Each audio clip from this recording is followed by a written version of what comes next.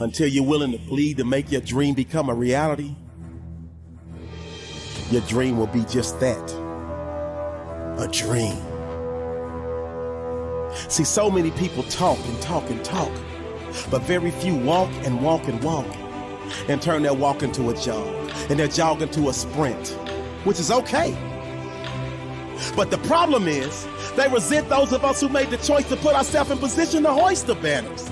They resent those of us who made the choice to keep pushing, even when our skin got a little moist, because we understood that that moisture, aka sweat, would eventually build, and all of that sweat equity would allow us to never sweat or worry about struggle. That sweat equity would allow us to never sweat, worry, or stress, because winners like us chose to bury all of our fears. Winners like us chose to bury all of our doubts, all of our indiscretions, and we took all of our life lessons and refurbished, repackaged, recreated, and reused all of the pain, all of the hurt, all of the failure, all of the setbacks, and turned them into get-backs. And that's why we continuously get back up and will always get back up. When life pops up and pops us in the mouth, we may drop and we may go down, but it's never for the count.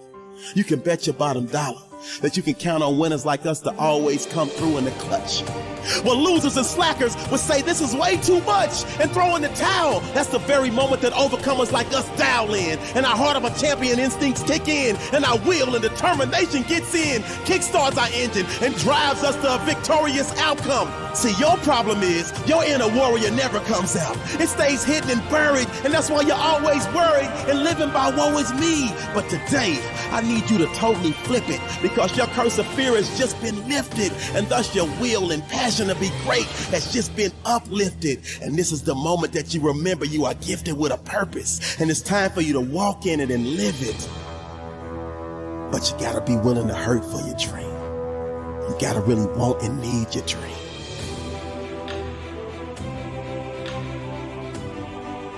Sometimes the problem is the methods of trying to get respect. The problem is the ways of trying to be cool and hip. The problem is the avenues of trying to be different.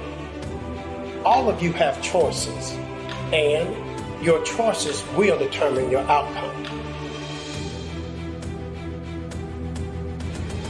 Your outcome does not have to be negative. Your outcome can be a positive one. Your methods can lead to a good life. Your ways can lead to a rewarding life. Your avenues can lead to a successful life.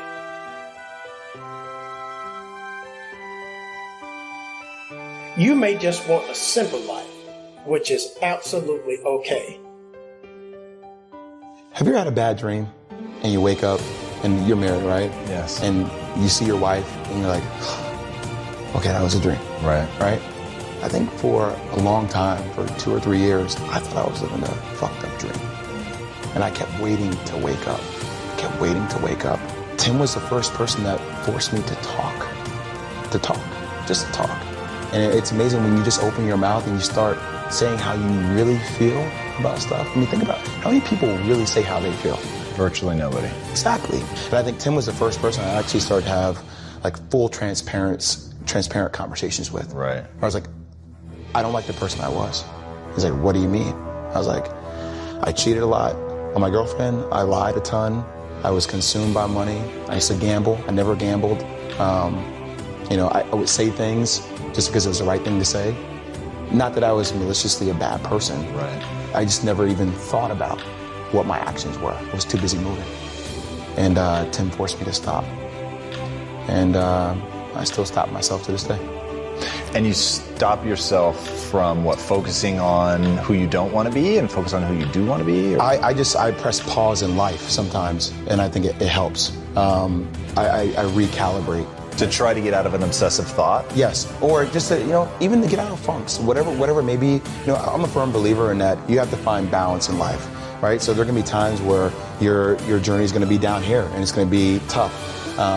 And the same when things get high. You sign a new deal, or you have to be able to keep things in perspective. And I think sometimes when I stop, I force myself to assess, okay, What are the benefits? Where are the negatives? How can I turn this negative into a positive? All right, let me make sure that I don't get too high and I continue to keep my head down and work harder because I want to achieve more. If it's not for me, for the people that work for me or for my girlfriend or my mom deserves better. So I try to find that one thing because I'm very goal oriented that I need to work towards. And once I achieve that, it's another goal. And I don't want it to ever stop because that's what life should be. You hear that? That's the only person you're dealing with is you when you're quiet. It's fascinating. It's fascinating to look inside yourself or to spend time with yourself. And whenever I do a talk or when I talk to people who I think are going through a lot of pain, I first tell them, okay, I understand what you're going through, but you just need to stop for 1 second. Because what we have a tendency to do is we over-inundate ourselves with other things that really don't matter to keep ourselves busy, to keep not thinking about the things that do matter. So once you're finally able to stop yourself and you're present with yourself, you have to go back and you have to address it. I'm not saying that you're going to find a conclusion right then and there, but you have to recognize that whatever happened did happen. And I try to push people to find silver linings. I think there's truly a silver lining in everything. And once again, it's what you choose to focus your energy on. If you choose to focus your energy on all the things that God took away from you, or whatever entity that is that you believe in took away from you, then you will be consumed with that energy. If you try to force yourself to be consumed with the silver lining, even if you revert back, you have to remind yourself of the silver lining because it gives you a target goal. It's mental targeting. Are you able to focus on something that allows you to get out of your own way? If you don't have a goal to help you get out of your own way, you will be stuck. So what is that? Is that your wife? Is that your parents? Whatever you need to use to be better for, you have to do that. And you have to find that it's only going to come from listening to yourself and spending time with yourself. You are the only person that can change you. At the end of the day, people can want to help you as much as they want to help you. And I don't think complaining is the answer either. I think vulnerability and talking to people about what's actually going on in your life gets them invested in you. And the more you listen to them, gets them invested. You invested back in them, and that's when a bond is formed. But that person can only take you so far. You have to want to take yourself to a different place. And if you don't have that, then you're going to stay stuck. And a lot of people choose to stay stuck. And we see it every single day. So that always scares me. He's self-aware enough to know that he is the problem and the solution. Do you have like a piece of advice that you get, or did you tell him anything? Like, what do you say? I didn't really know what to say at that given moment. And, it's scary. I mean, a lot of people, they may not properly articulate that, but they live their lives that way.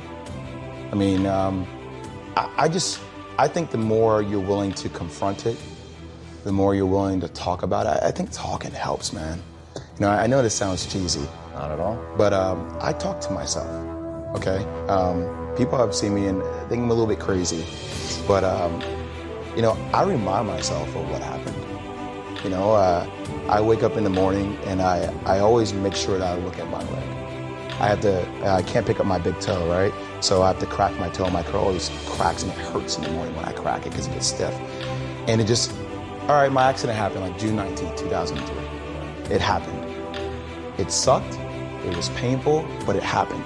It's a part of my blueprint. It doesn't define me, but it's a part of my story. But a lot of people allow that one moment to define the rest of the story. You can't allow that to happen. And you have to be vulnerable enough with yourself to accept the fact that shit happened. Bad stuff happens to everybody. You have to drive your own car, and if you don't drive it, somebody else is going to drive it for you. And that other person is driving it may not be a person, it may be a darkness, that entity that we talked about, that is easy to get lost and consumed in. Have you ever thought about waking up, looking at your leg, cracking your painful big toe, and saying, the accident happened, thank God, and I am a fundamentally different human being, and I'm going to impact the lives of countless people because I have a mind that is capable of suffering at a level other people are not, and because I went through the darkest of periods and clawed my way out. Not that it was easy, that I clawed my way out, And I know how to help people now in a way that I never could have understood if I didn't go through it.